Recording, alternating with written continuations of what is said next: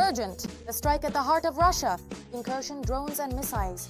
The most important targets have been blown to pieces. The Ukrainian Armed Forces are closing in on Moscow. Blackout in the Russian capital and air defense in Rublyovka. A true energy apocalypse for the Russians? Ukraine's newest weapons are doing the unbelievable. All this and more coming up. Watch until the end. Ukraine Today, Rinata Slanov here, bringing you the latest events. Russia has been shaken. Friendly drones are taking down Russian energy infrastructure. But the strike on Vladimir, the governor of Kyiv, has acknowledged the attack on a vital facility. Authorities are working feverishly to conceal the aftermath.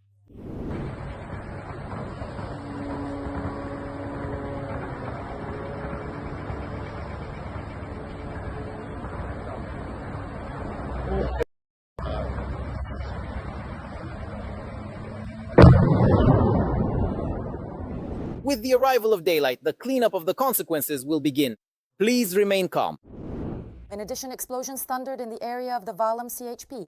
According to OSINT analysis and eyewitness accounts from local residents, a series of powerful explosions rocked the city, reportedly near the local thermal power plant.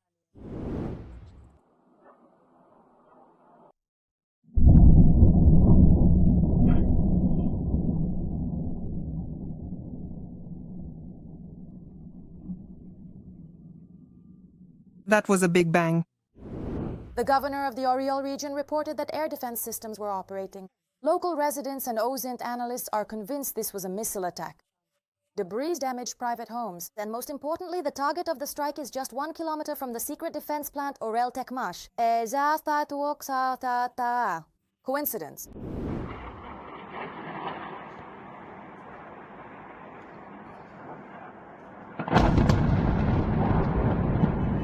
The Orel CHP was already attacked on the night of October 31st. At that time, the Ukrainian Navy reported that the strikes were carried out with Neptune cruise missiles. According to OSINT analysis by Astra, the first strike hit the open switchgear. The bad news for Russia doesn't end there. Drones and missiles targeting Rublyovka, that's what sociologist and publicist Igor Eidman believes. That the attacks by good drones, particularly on Moscow, are just the beginning of a campaign that over time could strike at the Russian elite and Putin's authority. According to him, the recent attacks by the Ukrainian Armed Forces are an attempt to probe the air defense system of the Russian capital. He emphasized that, in effect, Ukraine is testing the Russians' defenses in order to deliver much more powerful strikes in the future. And now, air defense systems are installed everywhere.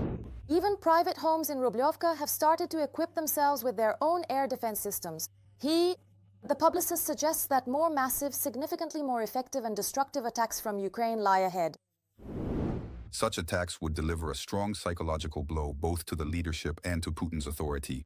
After all, formally, Putin is the guarantor of the constitution, but in reality, he is the guarantor of a good life for Russia's ruling elite. That's why they keep him, tolerating his inadequate actions on the world stage, including the criminal aggression against Ukraine. And analyst Evgeny Stribin even predicts a blackout in Moscow. According to him, if you analyze the chronology and map of the recent attacks on substations in Russia, it becomes clear. The goal of the strikes is to cut off Moscow's power hub from electricity generated by the hydroelectric plants on the Volga River. These are steps aimed at disconnecting the Moscow region from the power supply. In this context, today's Vladimir substation serves a dual purpose. Energy from the Kalinin nuclear power plant passes through it to Moscow, which increases the importance of this hub. Therefore, if the strikes continue, Moscow could very well be left without electricity this winter. And if you add strikes on gas storage facilities and gas distribution stations, then without heat as well. And the day before, during the previous attack, the Russians started whining, saying that Moscow had come under a flamingo strike. According to updated information, the aerial targets were Flamingo missiles.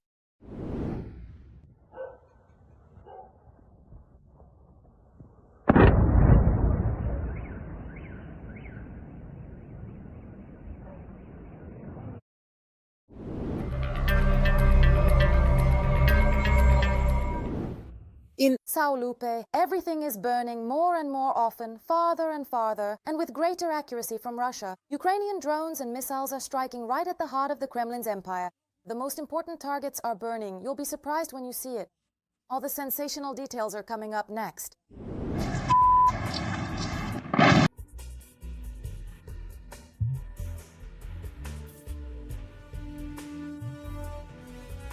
military facilities, energy infrastructure, and the oil industry. The war has finally shifted onto Russian territory, and the Ukrainian Armed Forces seem to have chosen their targets in the occupiers' rear and are ramping up long-range strikes. One of the main goals is to force Russia to end the war. The idea is to make the cost of this war higher for Russia, so that there is more motivation to bring it to an end.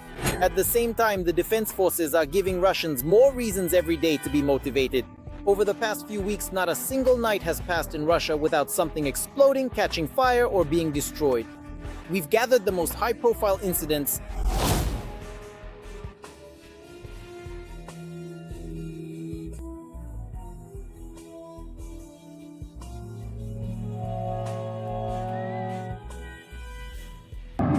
Undoubtedly, the most striking event in terms of Russian blackouts was the Ukrainian Armed Forces attack on the Moscow region on the night of November 1st. Monitoring channels reported hundreds of drones that flew out to bomb Russia, and they hit their targets. Even though Moscow's power grid held up, entire settlements around the capital were left without electricity. In particular, the Moscow region and the city of Zhukovsky were left in the dark.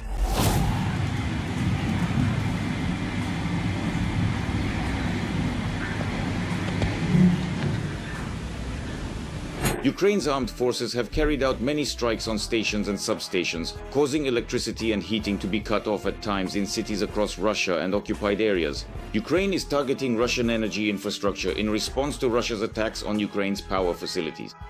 I believe that in December this retaliatory campaign will reach a new level, with the use of Flamingo missiles almost on a daily basis. The campaign to destroy Russia's oil industry is also ongoing. In particular, recent strikes on the Russian oil terminal in Tuapse have been especially effective. The attack on the Tuapse seaport was quite large-scale, effective, and also spectacular. Local residents began taking photos and recording videos of the attack. The beginning of this attack was also captured on video. Meanwhile, local emergency services issued their usual statements, asking people not to film the aftermath of the strikes. This helps the enemy. However, what helps the Ukrainian armed forces is not the videos made by concerned Russians who, in the 4th year of the war, have suddenly discovered that it is now happening right outside their windows. Rather, it is intelligence data, including from Western sources, that make such precise strikes possible. As a result of the strike, according to the Russian side's own assessment, Ukrainian UAVs hit respectively such targets as the central overpass, which is the main hub, at the oil pumping station, and accordingly we're talking about a strike on an oil tanker which at the moment of the attack was being loaded. At the same time, when they succeed, the Ukrainian armed forces manage to kill several birds with one stone with a single strike. That is, on the one hand, they destroy an enterprise that is extremely important to the Russian economy, and on the other, an overtly military target. A strike was carried out on the industrial giant of the Stavropol region, the Stavrolan petrochemical plant in the city of Budyonovsk. This is one of the largest producers of polyethylene, polypropylene, benzene, and other petrochemical components, which are actively used in the military-industrial complex. Analysts note that this was the first time a strike was carried out there. By the way, the plant is located 700 kilometers from Ukraine, and the enterprise supplies raw materials both to the domestic market and for export. This means that this attack damages not only the military-industrial complex, but also the export revenues of the Russian budget.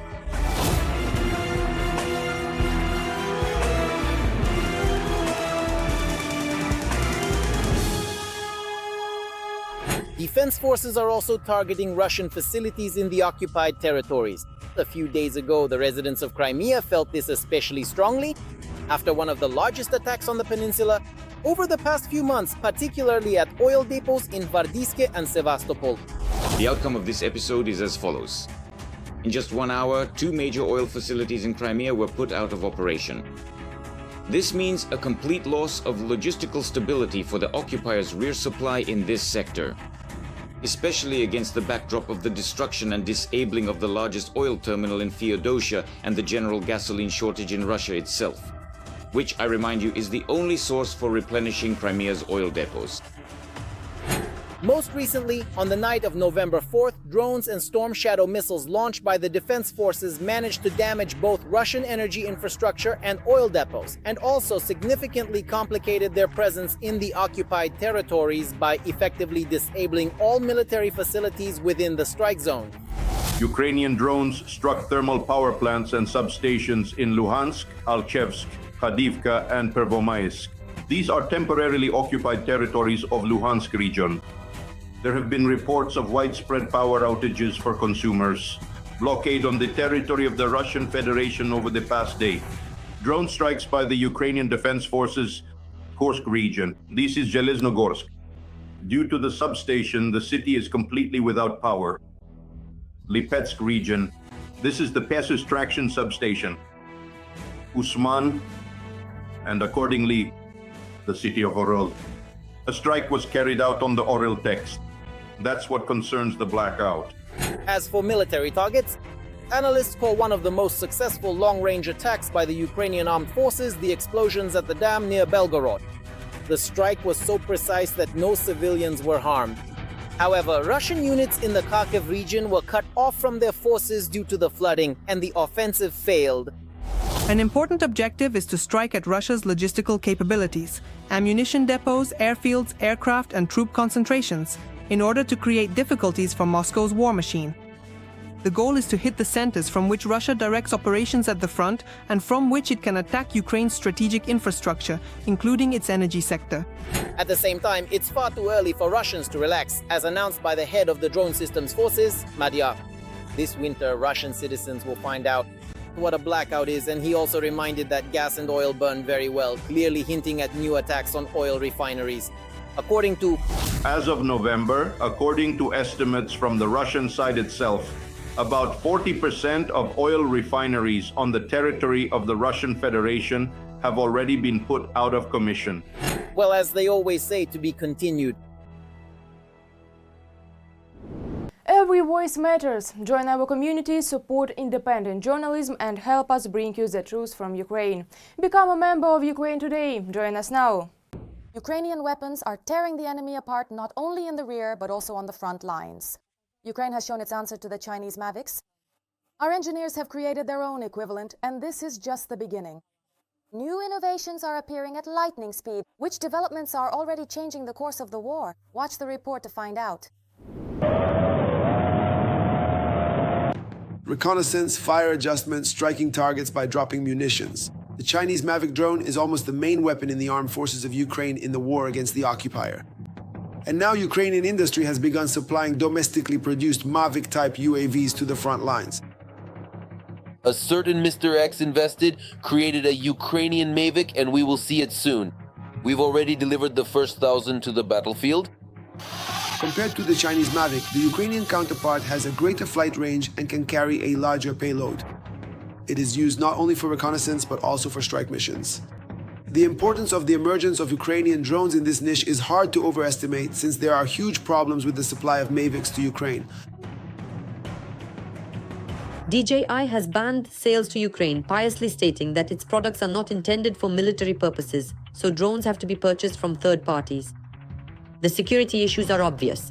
The Pentagon has banned any use of DJI drones, which send data back to the manufacturer.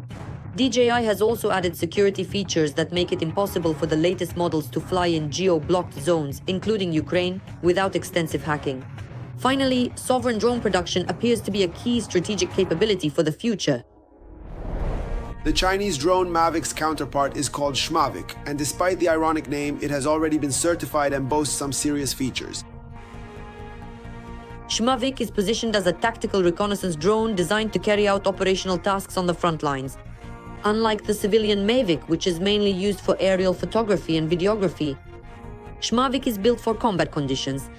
It has an operational range of up to 15 kilometers, a flight time of up to 60 minutes, and is equipped with a reliable navigation system resistant to interference. As early as last year, the government announced its interest in replacing Chinese drones. Now, manufacturers have already passed certification for Ukrainian Mavics, and production has been established. As of today, it is impossible to completely replace the entire fleet of drones currently being used in Ukraine in the short term. Our weapons manufacturers already have developments and designs that meet the needs of our security and defense forces. Now it is necessary to scale up this production and minimize the number of foreign counterparts as much as possible, and switch to domestic models. There are already many Ukrainian analogs of the Mavic, including Ukreporter, Yaitia, and the charming Schmavik. They are larger than DJI Mavic drones, equipped with long-range communication, interference resistance, and are more expensive. But they may turn out to be more economical thanks to their greater reliability. For us, the key indicator is not the price per drone, but the cost of a single mission. While a typical Mavic performs about 60 missions per drone, our systems on average complete around 300 missions per unit.